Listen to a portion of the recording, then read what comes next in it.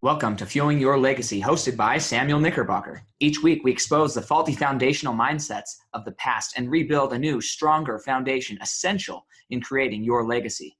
We've got a lot of work to do, so let's get started.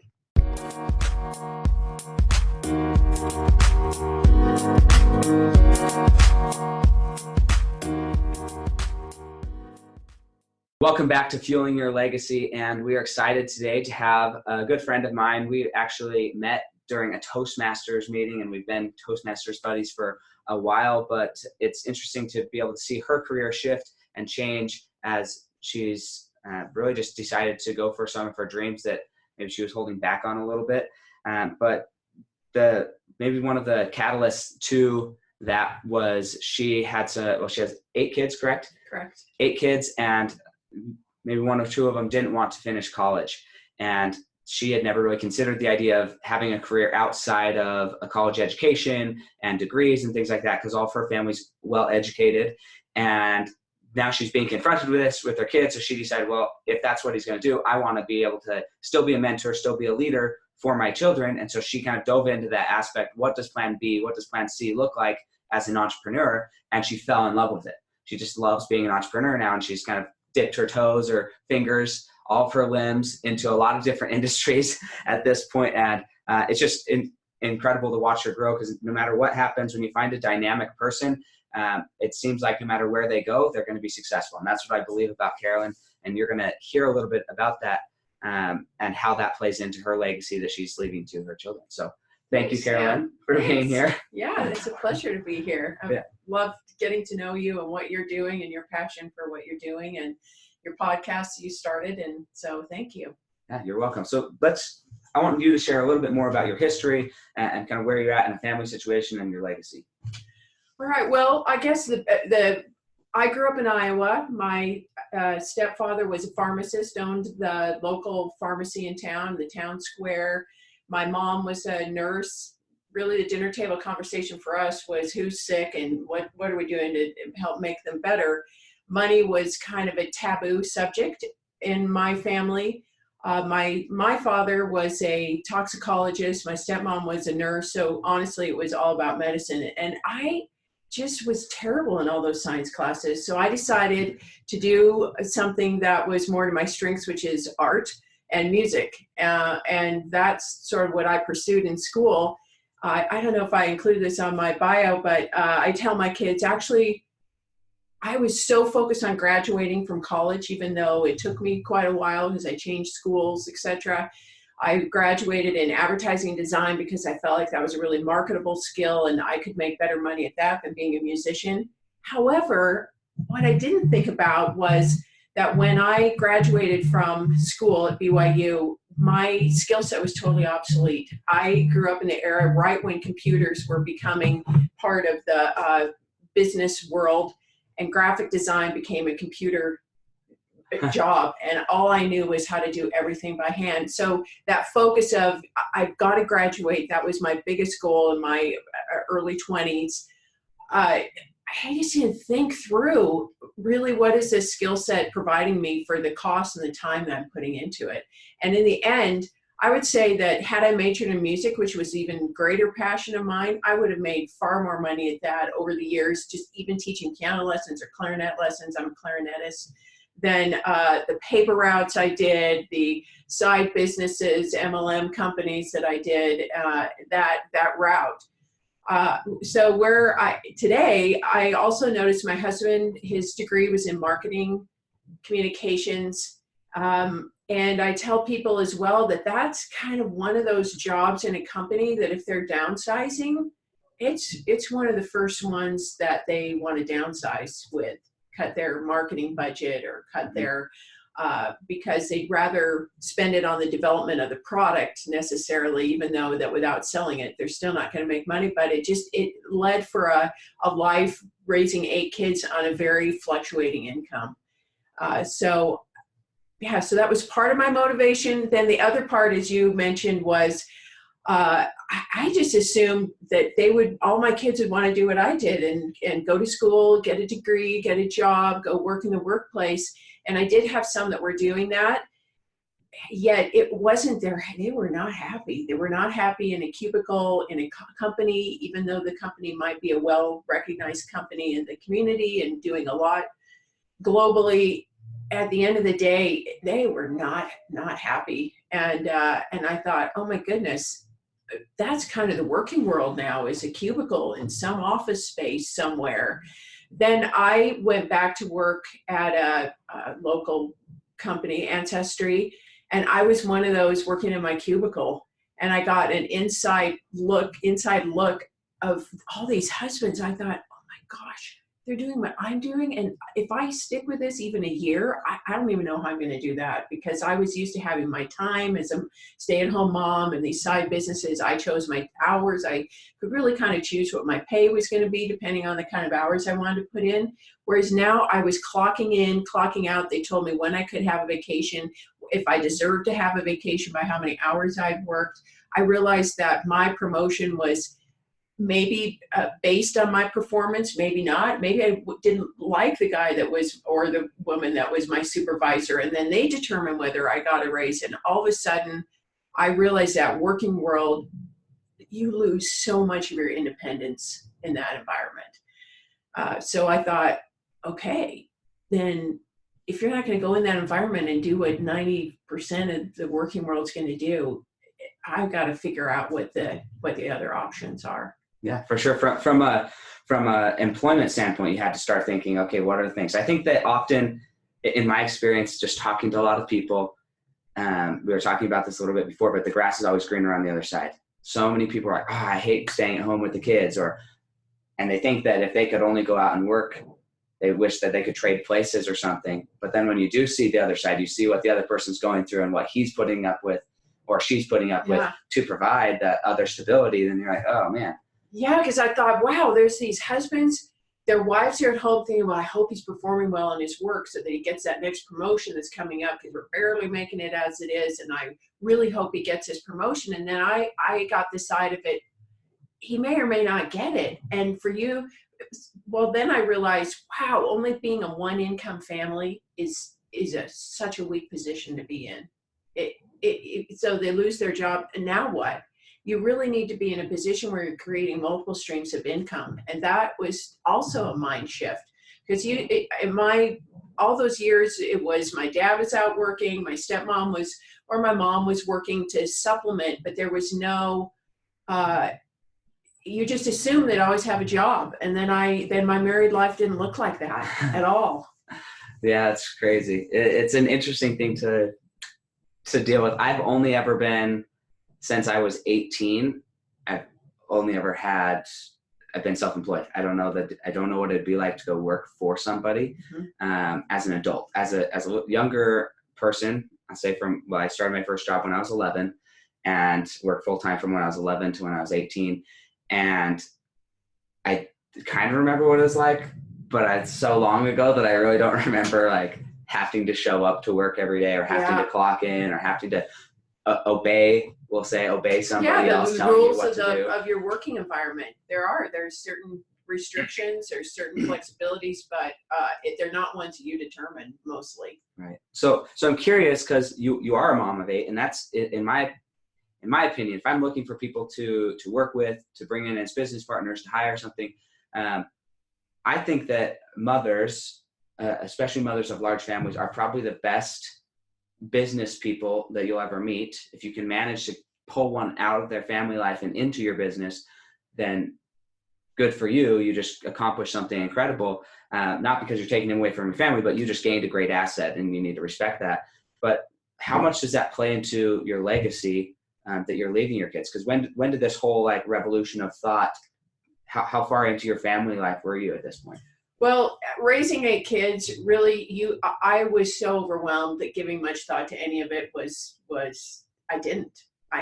I was just, again, with financial situation we were in, with it being so fluctuating, it was survival mode a lot of the time. So I didn't have a clear vision. So as the kids got older and I started feeling like I could breathe and really step back and evaluate, where are we?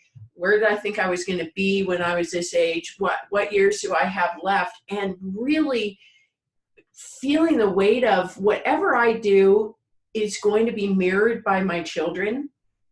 And am I happy about that mirror that would be taking place in their lives? And I thought, oh my goodness, there was so much that I didn't know. I didn't know to ask. I didn't know to, I just didn't know. So I was doing the best I could, and I felt like I was quite well equipped. I'd taken courses in college on financial management, and I had, but I was also in that era that if you didn't have a book about it, or you didn't happen to meet a mom at a playground that knew something about it, it's just been in these past 15 years, I think, that information is so readily accessible because of the internet. So that was part of my ignorance, was just not realizing the books to read. I raised kids with Dr. Spock, and that was written in the 60s, and I was raising kids in the 90s, and that was just how long it was taking for information to be passed along and readily available. Yeah, that's so crazy. It's crazy to think about that the change has happened, but what's more crazy to me to think about is, okay, if we look at the rate at which technologically advancing, or the rate at which the change is happening, not the year or the last 15 years, say, oh, if it only changes as much as it did in the last 15 years, it's then we're good. It's happening exponential. now. And You've so got to be on top of it. If we're factoring in the rate of change, it's kind of like, man, a lot of the stuff that we have today as far as knowledge and we're learning and we're doing, it's obsolete by tomorrow. I mean, a lot of the stuff that we do on social media, different things, it's obsolete. But there are a few things that have lasted centuries that you're involved in, and I think that that's important to share, because it's one of the things I admire most, really, is music, right? And the music that you have in your family, and that kind of binds your family together, and keeps something in common. Tell us a little bit about that. Why is music such a central role in your family? I grew up in a musical family. My husband also grew up in a musical family. And I've also, the other epiphany I've had just recently is it's its own language. I was thinking about a family that's in my neighborhood, and they have 6 children. All 6 are on some spectrum of autism. Some have a more difficult time in verbally communicating things. Others have a harder time, perhaps in a social environment. Others feel quite overwhelmed. It's a real variety of way that manifests itself. And the beautiful thing is that through music, no one cares whether you have some social awkwardness. No one cares if you have a difficulty expressing yourself or having eye contact with another person that you're in the room with. It's totally, and they can all participate in it. And all the other things just float away. In my family with my children, I noticed in my husband's family, his mother was a classically trained pianist. She wrote music, had them performed by the Los Angeles Philharmonic. She could have really had a lustrous career as a composer and performer, but she also chose to be a stay-at-home mom. But at the same time exposed her kids to every genre of music. My husband talks about listening to the Beatles full-time, Queensryche, Journey, all those 70s bands were huge in his family, of 6 boys and 1 sister. He also loved opera. He loved, well, we never really quite got into country music, I have to say. But anyway, he brought that to our marriage. I was the trained musician. I don't know why, but from the beginning of picking up my clarinet, I loved to practice. And I loved practicing for hours on end. Piano, not so much, because that was in the basement and that was a scary place to go. And it was this old piano with half the keys, ivories missing. It was out of tune. But it also exposed me to just more note reading. When our kids came along, I realized too that if you're musical at all and you don't have the language of music, of understanding what those notes on a page mean, it's a handicap.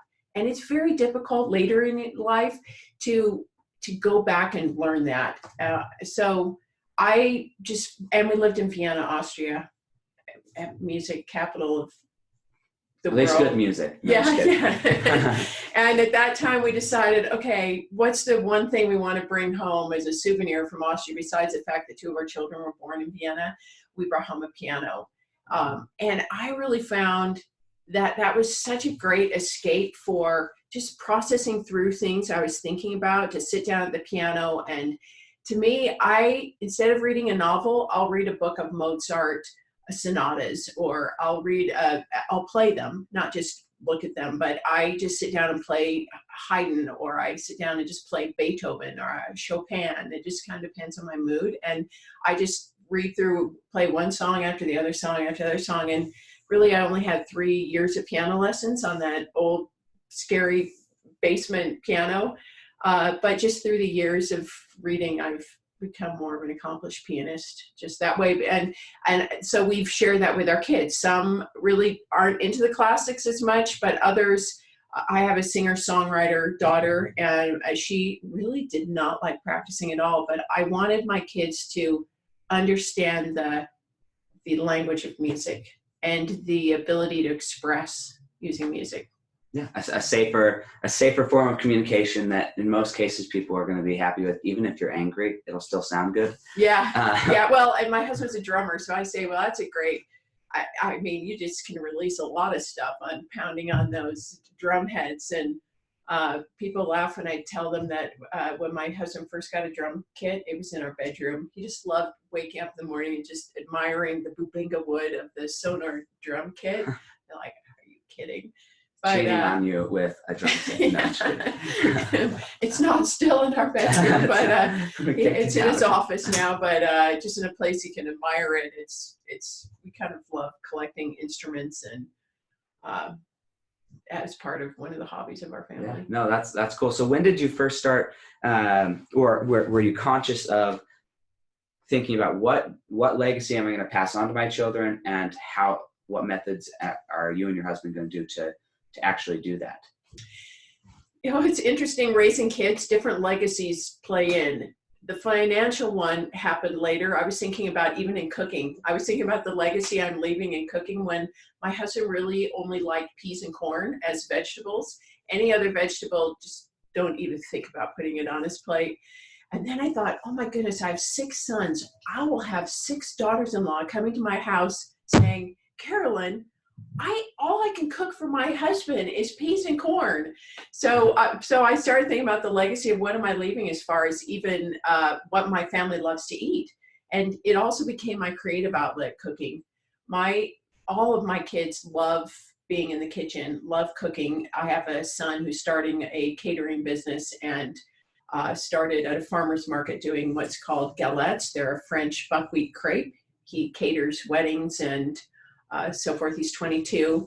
I have another, well, anyway, so there was the food legacy. Then there was the legacy on even just how we spend holidays. What's our expectation for holidays? What are the things? What's the legacy? What do I want to pass on as something that would be something that they would want to do? And then really later in life became the financial legacy, as I had someone share with me a lesson that they had learned through a education course, that if a family does have something to pass on to the next generation, generally it's gone after 3 generations, if it's a big enough kind of legacy that it could last. And I thought, wow, do I really want to be the type of person that the life I had is forgotten, has no value, no significance, was just a name on a piece of paper, if even that, after 3 generations? Really? Everything I've done, completely gone? That's when my mind started shifting of, yeah, I really want to have a bigger legacy than that. And then I started thinking about, yes, these entrepreneurial children.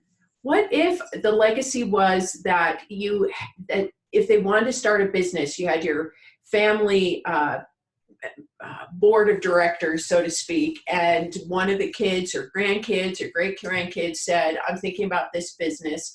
Here's the criteria of this business. Here's what I'm thinking of doing. And the board of directors could take this trust that we've established, the Blosil Family Trust, and said, okay, it looks like it meets the criteria. And they have a beginning to start this idea. And maybe it is successful, maybe not. But I thought, how wonderful would that be to leave something that really can perpetuate for generations the possibilities of financial building. And also, I tell my kids, look, you may have a great idea, but I want the world to know your idea. There is so many people out there, and you are meant to make a big impact in the world. And if I can create part of that possibility and opportunity, I think that's where my thinking has been. Yeah, it's so cool, because I think that there's sometimes you hear people talk about money, especially financial legacy, and oftentimes the interpretation from the listener is, oh, that person is full of himself, they're greedy, they're going after they want to just set up their family. But it's not necessary. Like Carolyn says, oh, I want to be remembered more than just 3 generations. I know Carolyn personally, and it's not that she wants for her own gratification and glory just to be remembered for forever. It's she has enough value. She sees enough value in herself that she wants to be able to share that value, and she thinks that her value is enough to last multiple generations. And so to accomplish that, having a solid financial foundation to create that meaningful legacy, or at least create a solid foundation so it can be built on the back of that, is critical. I mean, there's no way, I shouldn't say there's no way, and only because people bring up Mother Teresa, but I would argue Mother Teresa had a significant amount of financial backing. Her legacy was maybe one thing, but she had significant amount of financial backing to do the aid that she produced in the world. Although maybe she didn't live a very wealthy lifestyle, people contributed to her legacy and the meaning of her legacy because of what she believed about herself and the value she was bringing in. I'd like to add the value, recognizing my value. That was not something I always saw in myself. I would say that I've always worked hard, wanted to instill in my children work hard. That was part of the reason I wanted them involved in music. Music is a very disciplined activity. It requires you to spend hours and hours all alone sitting at that piano, mastering scales, mastering a concerto. It teaches you that skill set of sticking to something. My kids would start learning a concerto at a very young age, maybe 5 or 6. It might take them a full year to really complete the mastery of that concerto, but they had grown so much in that process of learning that. But it really took me a long time to realize that even though I was a mother and was teaching them these things and opening the door to possibilities and opportunities in their lives, to, at the end of the day, to realize that I was so important in cultivating who they were becoming, and not to undervalue my role in that. And the more that I would undervalue my role, the more they could undervalue their role of what they could contribute in life. And that is what's motivated me financially also, is to show them what that path looks like. Yeah, that's so crazy. So I'm going to write that down, because I think that's important. The more that you choose to undervalue your potential, you're allowing other people to undervalue their potential. Yes, and it works. And vice versa. The other way too. As you choose to identify your value and live up to your value, you're also not just allowing others, but I mean, I don't know that I would say you're. It naturally is a result of that. It's a natural result. I don't know. Yeah. Just saying, I want to. Yes, I do want to participate in life in a big way, and not.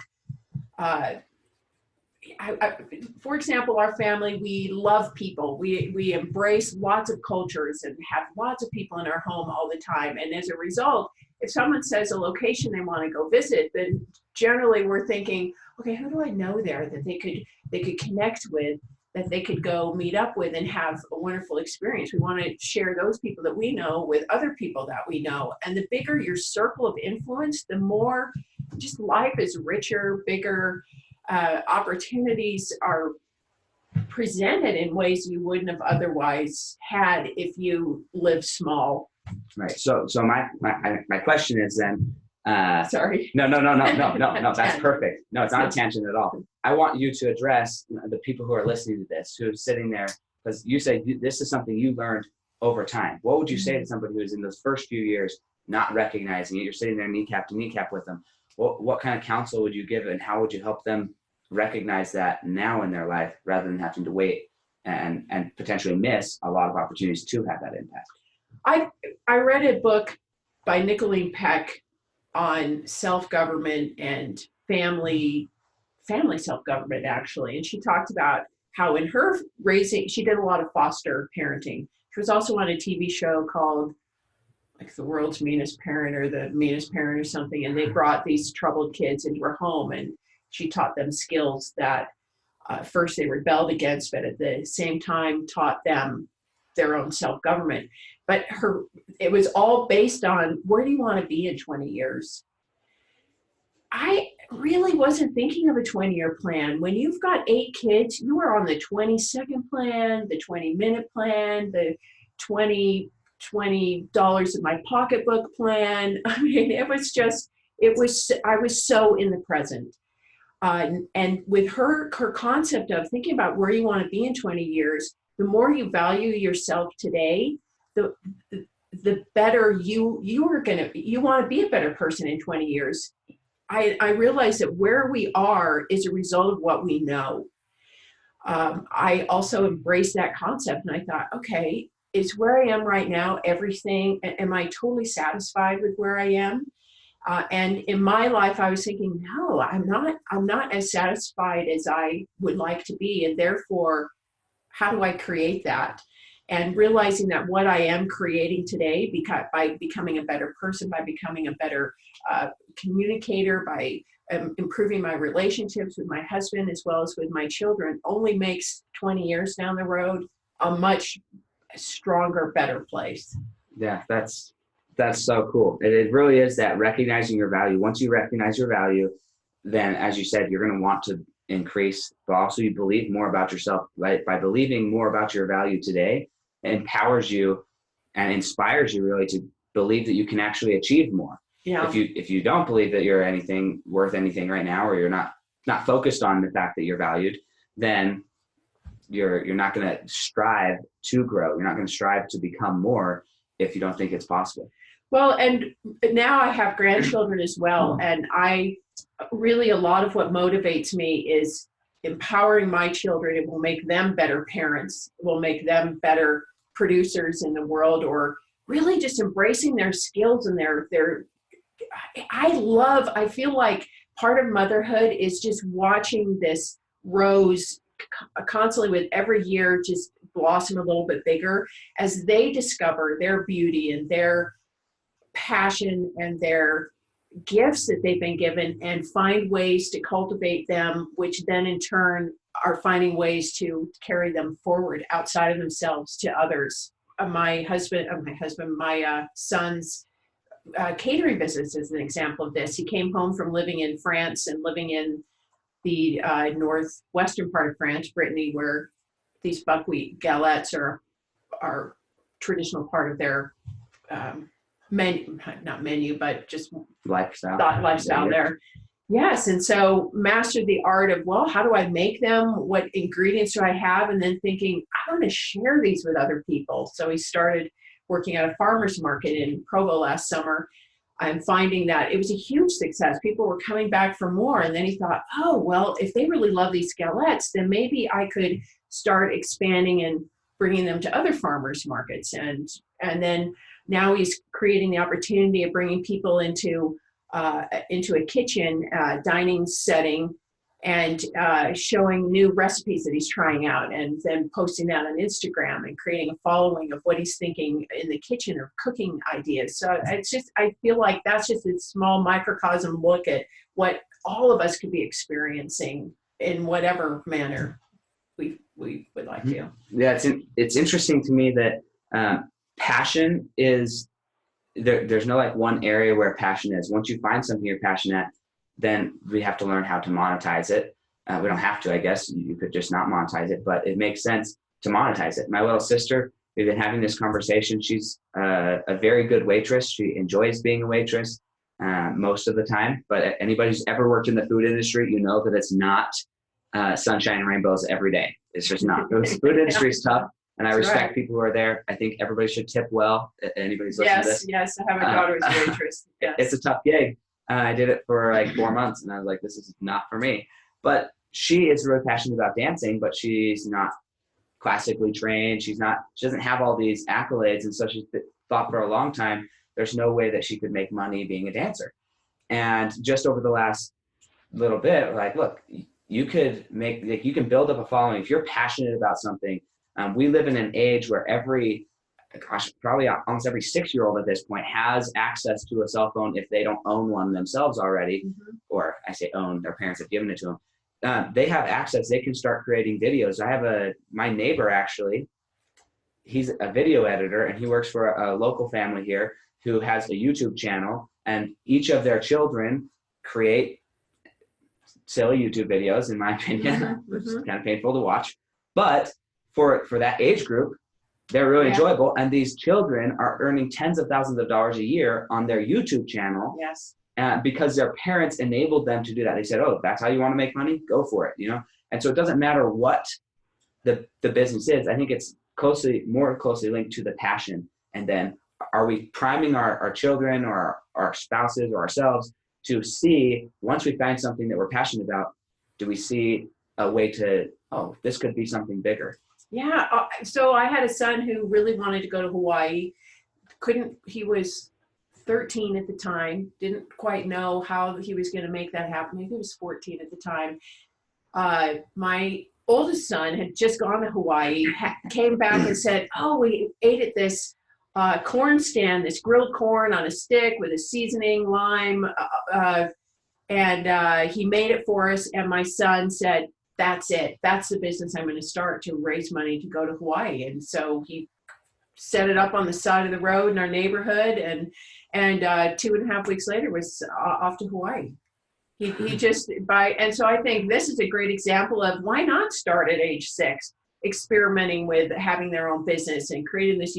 Sure, it might not be the best YouTube videos, but it's a start, and it's a beginning of exploring the possibility of creating something and monetizing it. I love it. Yeah, no, absolutely. And it's cool because I don't think I had that vision when I was younger. I knew to work hard. I worked my butt off working at different jobs. I knew how to work hard because that was a thing in our family. I think that's a legacy, a trait that in the Knickerbocker family, that's what my parents have wanted to pass down, is that we work hard, and that Knickerbockers are known for working hard.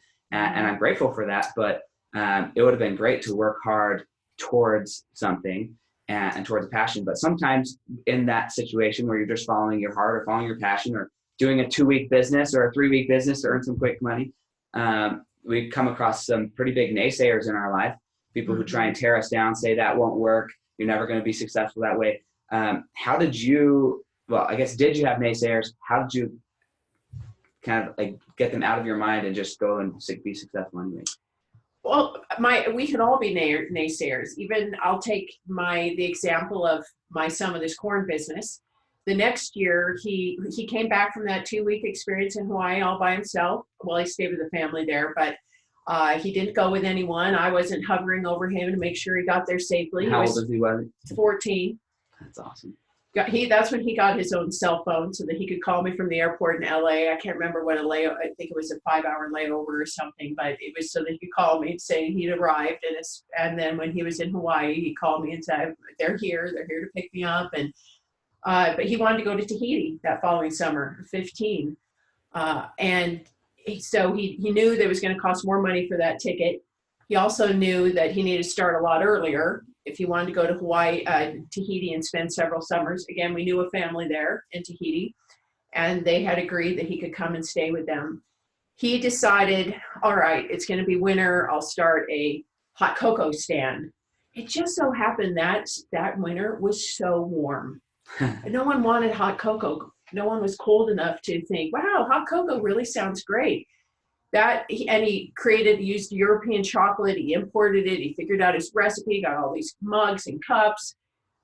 By Valentine's Day, he realized he had barely started on his goal. Everything had been invested in the startup of the idea. Then he thought, okay, I'm going to do ice cream. Well, that posed its own problems of just trying to make it not melt by the time he was selling it. Yeah, logistical reasons. Then he decided to do crepes. Well, so each business required new materials for startup. By the time May came around, he hardly had any money. It had all been used up. Anything he made was used up in the next business idea. And he thought, I think I just need to go back to the corn. 3 weeks into the corn business, he was barely on his way to what he needed for the cost of this ticket. he definitely wanted to get, well, I was encouraging him actually to give up. I thought, well, Jacob, maybe it's not this summer. You're only 15. You could go next summer as well. And maybe you'll be old enough to actually work for a business and have that steady income. And he thought, no, this is the summer. I'm going to Tahiti. So I changed my thinking. And I said, all right, he wants to go to Tahiti. Let's just assume it's going to work out, even though we had no idea how exactly it was going to work out. He kept doing his every day, going out there, spending the whole day. So here's how it worked out. This fellow came to his corn stand, was a regular customer, and said, so Jacob, how much does it actually cost to go to Tahiti? And Jacob had been watching every day the flights just to see if they were going up or down or exactly, and calculating how many ears of corn he had to sell each day. And this fellow said to him, Jacob, I have all these frequent flyer miles. How about I'll use my frequent flyer miles to get you a ticket. You just pay me the cash for those. And you don't have to do it today. You could pay some now, and you could pay some of the cash at the end of the summer. And sure enough, in 3 weeks, he was on his way to Tahiti to spend the rest of the summer. He hadn't earned all the money that he needed. So when he came back, he still had to set up that corn stand again and earn the rest of his money for his trip. But that really taught both of us, anything's possible. You might have a goal of something and you might think it has to look like this certain way to achieve that goal. But at 15, he showed the rest of his siblings, that kid is determined, he's going to get what he wants, and who knows how it's going to end up coming to pass. The idea is that was what he wanted to do, and that's what happened. Yeah, that's so cool. Once you have a definite desire and you've made up your mind, then really no naysayers, they don't even hold a candle. You just don't even see them anymore. It's like a horse with blinders. Yes. And even blinders maybe let in too much other stuff. It's like if you're looking through a telescope, there's literally nothing except for what's in your crosshairs, and you're just going after it. I think it's such an important role as a mother to think bigger. I actually had one of my sons, the one that sent me down this path, who didn't want to go to college. He informed me, I don't know if I should necessarily say this. He goes, Mom, I just see myself as a billionaire philanthropist. My earlier self would have said, that is a ridiculous goal. How can you possibly ever achieve that? Now because I changed my thinking, I said, that's great. I think that's fantastic. Not only does that mean that he's going to be learning about how to even become a billionaire, but he also has to learn how to take what he's doing out into the world to serve others. I just think that's beautiful. And why not have if that's what he feels his purpose is. And then the other thing, the son that started the Galette business, he does have a difficult time with yes, I want to do this. No, this isn't going to work. This is horrible. This thing is happening. I can't do it. It's a bad idea. That he plays that yin and yang constantly in his life. So I'm grateful that I can be in a position to say, okay, I understand that's a concern of yours. Let's see how we can move that into, all right, let's deal with a solution that can take that from a worrying concern, I'm doomed, it's never going to happen, to, okay, how could we make that happen? Yeah. What would need to happen for it? I was listening to this book this morning, and they were talking about, I think it's called the reticular activator or something. In your mind, basically the question and answer thing. It's a Google search bar for your mind. If you guys watched Ralph Breaks the Internet, it's a great show. If you guys haven't seen it, it's worth watching. But basically, if your mind is a Google search bar and you ask yourself a question, all of the evidence for or against, like the positive or negative of that question, is already in your mind. It's just basically, what are we searching for? Are we searching for the negative results, or are we searching for the positive results? Yeah. And once you ask your mind that question, you're going to get it. So if you start asking yourself, why am I sick all the time? Why do I feel so tired today? Why do I feel all the negative sides? Why are you being such a bad child? Why am I such a bad parent? Why do I have long hair? Or whatever, right? Anything that's going to be negative, your mind it will search for things that will confirm that bias. It's going to search for things that are going to confirm that, which then drives you deeper and deeper into depression. And I'm getting over a cold. My cold, this go around of a cold, has lasted like 3 or 4 days.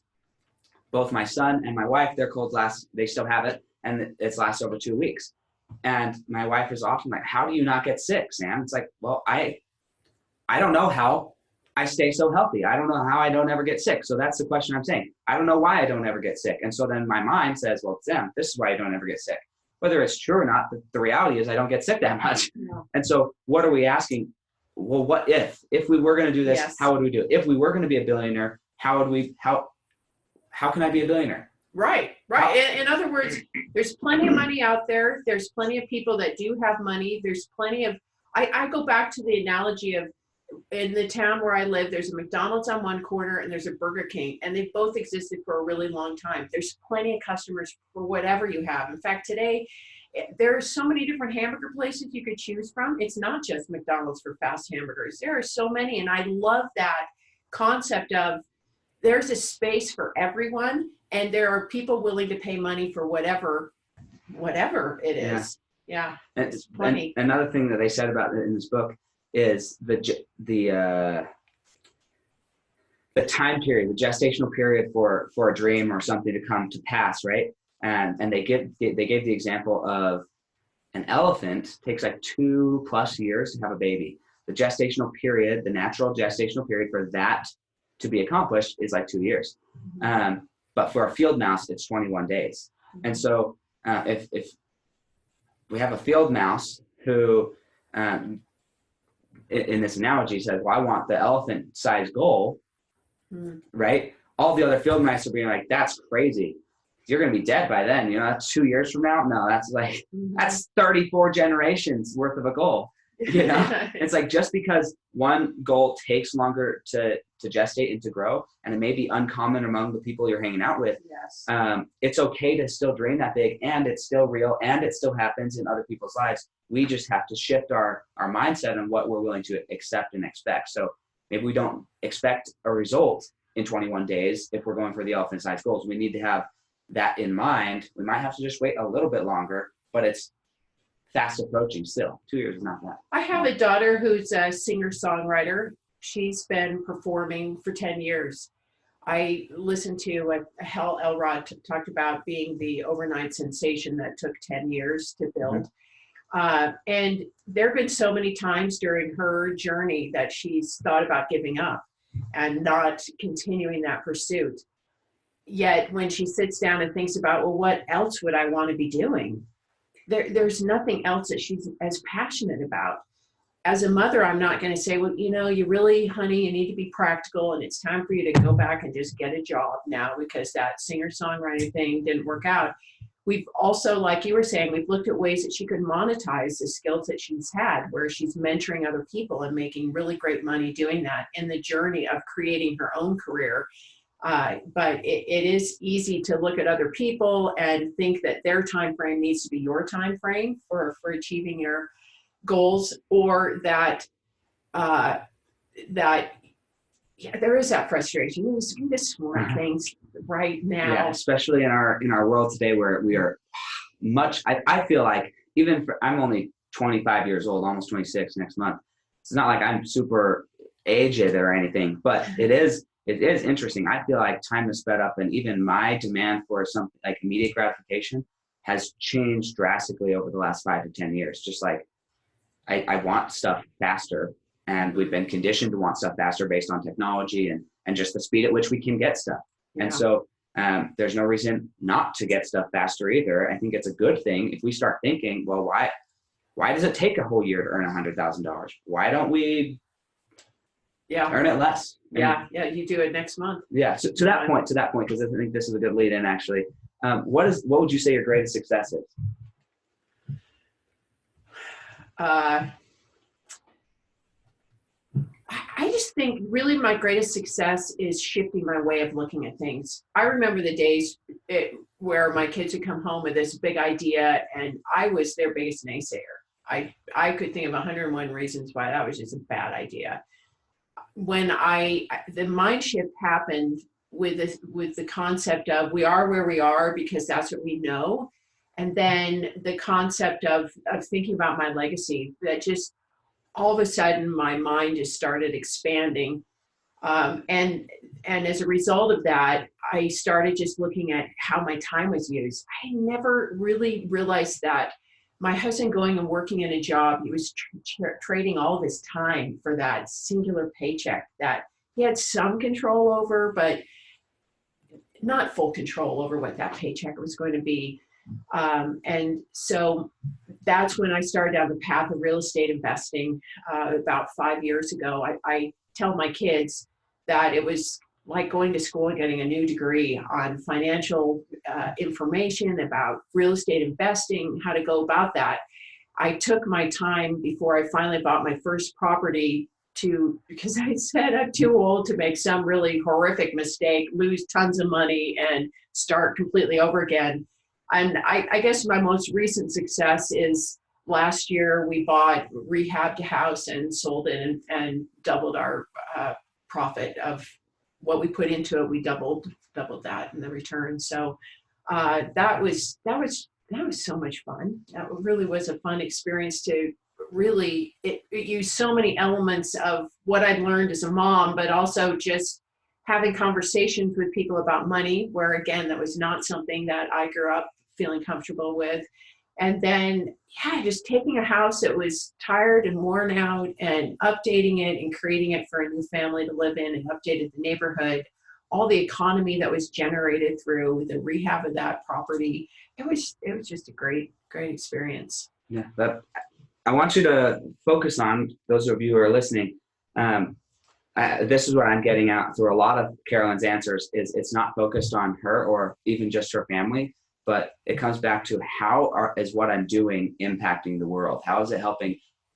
How is it dominoing effect throughout the world? And what is my life going to domino effect generations from now? It's very much focused on how are we serving the people around us, not how are we doing things that are self-serving, but how are we serving the people around us? And I think that's a huge part of legacy and growth is how, if you want something to continue to ripple out, it has to be at least symbiotic to like help other people as well. If it's continually cutting people down or not really serving, then it's not going to keep rippling out, and nobody's going to get inspired to go do it again or to jump on the bandwagon. But if people who are bywatchers or bystanders, bywatchers, they're just watching it as well. Bywatchers, no, I'll coin it. But if they're just standing by watching this happen, are they inspired by it, or are they turned off by it? Are they seeing somebody who's just going out and being super self-serving, or are they getting excited because they're collaborating and they're seeing a bunch of people's lives being changed? And that's a huge thing that needs to be part of a legacy. Well, I was going to, and to that point, I was amazed by how many people were my bywatchers, but watching what I was going to do and watching the process as I posted pictures of the before, the during, and the after of this house that we rehabbed, and were really loved seeing the success of it. And again, it gives other people permission. Wow, she can do that, going from just being a stay-at-home mom, early morning paper out, deliver her nighttime cooking show person, to now buying and rehabbing real estate.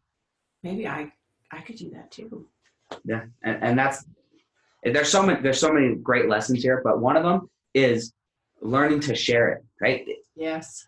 That's something that I try and help my clients with. Is it's great to be financially successful. It's great to have a solid financial foundation. In our culture, we are kind of told not to share things because it makes us look a certain way. I personally believe that the only people who, there's two types of people who are going to interpret that wrong. One, if you actually are posting it for the purpose of getting that type of attention, then I think most people who see it are going to get that attention because the energy in which you send out, that's what you're going to receive a lot of times. The other type of person who's going to balk at that or kind of reject you being successful is a person who's so, it's almost sad. They're so unbelieving in their own ability that it hurts them to see somebody else be successful. But those are really the only two. Most people, if it's sent out with good intention, they're going to be inspired by it. And we need to share that so that we can, as a community and as a culture and as a country and as a world, improve and help come up with new solutions to help people all around the world. I think it goes back to the point of, I think about my father-in-law, who was very successful as a commercial real estate. But again, he didn't share that with any of his 7 children. He shared a little bit of why he chose to go in commercial real estate. He had been a geologist before, and we love the stories when they were early married and living in southern Utah. And my mother-in-law was in this little trailer in the middle of this dusty trailer park while he was out doing his geology things on site all that week and trying to raise these kids in just this little trailer. And finally her father came to town and had a little talk with her, his son-in-law, and said, you know, this isn't really the future for my daughter that I anticipated. So he went back to school, but in the process just met someone who was in commercial real estate, took him under his wing, and he became very successful, retired in his 50s, and it was a great life for him. And I think, you had all these sons, why didn't you sit down and tell them exactly how that was such a blessing in your life to have that opportunity? Meanwhile, the sons have been successful, but it's not because, I just say it would have been an asset to have known both things. They could have done both, done their career path that they chose, plus done that on the side, and just allowed themselves even more of an opportunity for financial wealth building. But I think it goes back to just that generation. They didn't realize how valuable their life learning was to pass on to the next generation. And that's where I realized that I get to embrace what I'm learning and what I'm experiencing and really make a point to share it with my children. And we talk about what we're doing all the time, why we're doing it, how we're doing it, is it successful, what am I planning next, how am I going to go about that, how was that most recent rehab experience, was it everything I thought it was going to be, and so forth. Because I feel like my kids, yes, they can have build their business, their dream, whatever, but if you have real estate happening on the side as well, it's just such a great opportunity as well. Yeah, so. Exactly. And I think as you guys have been listening to this, I know you're probably thinking, well, that's good for her, I can't do that, right? There's all these self-doubts. I know that happens to me often when I listen to podcasts, and I have to consciously correct myself. And I'm grateful when the hosts actually just bring it up into my mind and bring me conscious of it. Everybody has value in whatever they are. Maybe not everybody is Carolyn. Maybe not everybody's Samuel, and not everybody has the same passions or interests. Even in her own family, the passions and interests vary widely. And she's not saying everybody has to have her passion in out of her children. She's teaching her children a principle of following their passion, and that what they're interested in is valuable. What their experiences are valuable. And I would say the same thing to you as a listener.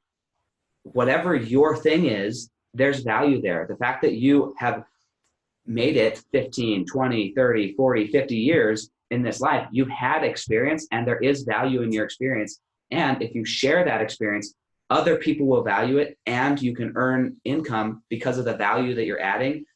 You only get compensated in life in direct proportion to the value you're adding. So if you go and see your bank account and you're not satisfied with what's in there, it's not because people don't want to pay you. It's because you're not adding enough value for them to. I tell that actually to my kids all the time. If they're not satisfied, that's where I'd say, let's think about how we can get your skill sets known by more people. For example, with my son with his galette business, that's why he's figuring out, okay, how can I get more things happening on Instagram? How can I get more wedding receptions that I cater to? So then we're thinking, okay, what value can you expand upon and spread?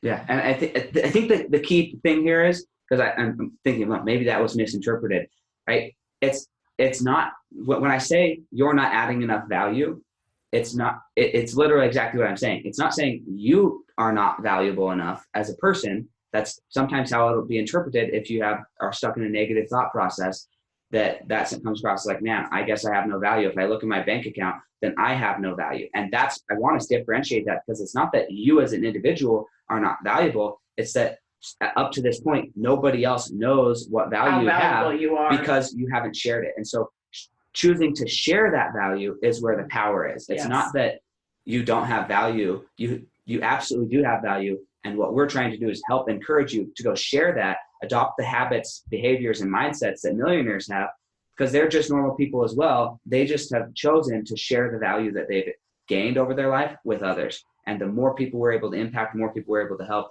that's where the winning really starts. Yeah. And so I'm curious for you, Carolyn, what 2 books would you say helped you kind of see that, or helped you get in a position where you could start maximizing your value and sharing that with others? I think when I first started embracing, okay, I need to know more about money, how money works, how money, what really is money all about anyway. I read the book Thou Shalt Prosper by Rabbi Lapin, Daniel Lapin, and the premise of the book was, we've often heard how those of the Jewish faith are very successful in business. So then the question is asked, why is that so? And one of the takeaways from that had to do with this, meeting more people, having a greater influence in circle of people. He talked about how the last name oftentimes in Germany was Miller or Müller, or it was Shoemaker, or it was, by just meeting someone, you would know what skill they had to offer. Nowadays, we don't necessarily know what that skill is because of your name. We know what your skill is because you're sharing and letting people know this is what you do.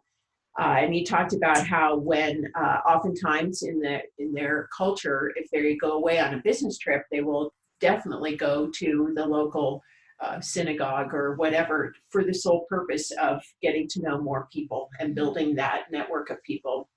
So there was that book. And then the book by Wallace Wattles, I'm sure the listeners know which one it is, talking about how the earth is always in movement. I grew up in an era where we were told that you shouldn't have a large family. We were overpopulating the world. I remember I was reading a letter I had written to my dad. I was in junior high, and it was talking about gas prices were going up. I grew up in an era when gas was 25 cents a gallon, and now it was going up to 75, I think, cents a gallon. So that's why Johnny Cash was doing a commercial about, I can't remember what, but somehow I associate him with that. And as a result, we lowered our speed limits down to 55 so that we could save on gas. Then I had written about how the stores, they were turning only every other light on in the store because we needed to conserve our resources. I am definitely a believer in conserving and being mindful of how we're living our lives in that context. But the earth is we're finding new oil reserves, we're finding new geological deposits of things. I feel that the earth is always in movement and always is there to provide for us. This idea of scarcity, I was not aware at all of how scarce my approach to life was. But reading that book just opened my mind of there are possibilities everywhere. There is an answer everywhere. There's solutions. Just thinking about, I talk about just raising kids from the time that umbrella strollers came out to now there's these heavy duty strollers with the bigger wheels. Before, if you had a rock and you had an umbrella stroller, you were throwing your child out of the stroller, and it was dangerous. But we are so ingenuitive. There are solutions for everything, and there is enough out there to fuel whatever dream you have. So those were the two books that really. That's a great word, mind. Fuel. Because the title of the podcast, Fueling Your Legacy. Yeah, that's funny. Right? That's funny. No, I'm gonna go look that book up. I haven't read that one yet. It's an older book, Wallace Wattles. Anyway. Yeah, I'll have to look it up, and I'll make sure it's in the show notes of this podcast for sure. For those of you who don't know the title of it, because I don't, but I'll find out, and it'll be on there. So, final question is: now we are 3, 4, 5 generations. You're passed away. What do you want your great-great-great-grandchildren, if they're talking with their friends about who you were, what do you want them to be saying about you? What do you want your legacy to be at that point?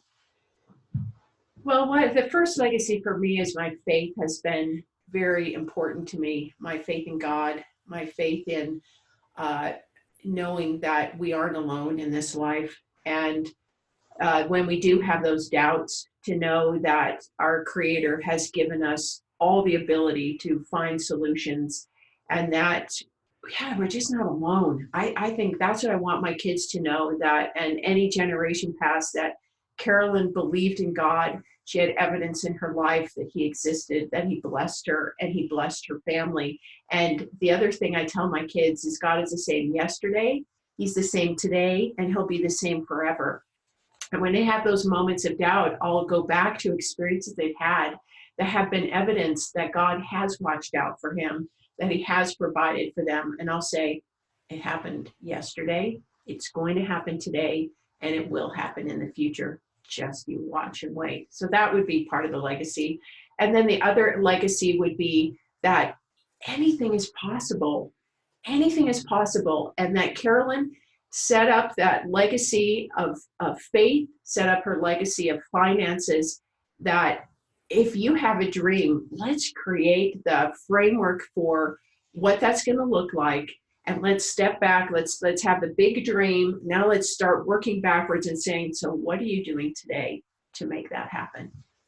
That's awesome. Yeah, no, that's it. I'm glad that you brought in other aspects, faith and finance. It's not just money. The definition of legacy is tied to money. And it's an interesting thing because I think there's if I could remove the word money from my vocabulary and just replace it with value, I think that would be a massive change, because that's really what it is. Yeah, I mean, usually money is just a representation of value. If you have a lot of it, you've created a lot of value. Yeah. So thank you so much for your time today. Thank you, Sam. It's been great being with you today. Yeah, it's been awesome. You made it through the snow, so that's even better. Yeah. It's a win. Yes. Yeah, thank you so much, and we'll catch your team next time on Fueling Your Legacy. Thank you.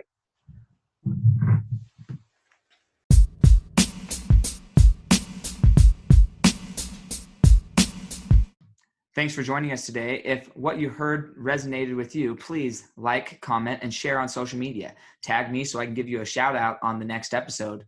And thanks to all those who have left a review. It helps spread the message of what it really takes to build a legacy that lasts. Catch you next time on Fueling Your Legacy.